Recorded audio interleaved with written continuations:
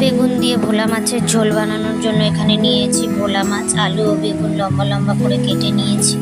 এবার অন্যদিকে মিক্সিং জারে সর্ষে ও কাঁচা লঙ্কা পেস্ট করে নিয়েছি। এদিকে কড়াইতে সর্ষের তেল গরম করে মাছগুলোকে ভেজে নিয়েছি।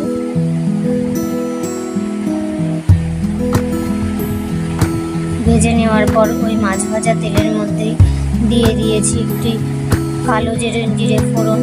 ওর মধ্যে আলুগুলো দিয়ে ভালো করে ভেজে নিয়ে কেটে রাখা বেগুনগুলোকেও দিয়ে একটু নাড়িয়ে চাড়িয়ে নিয়ে বেটে রাখা মশলাটা দিয়ে দিয়েছি। দিয়ে জল দিয়ে একটু ফুটে উঠলেই ওর মধ্যে দিয়ে দিয়েছি ভেজে রাখা মাছগুলো।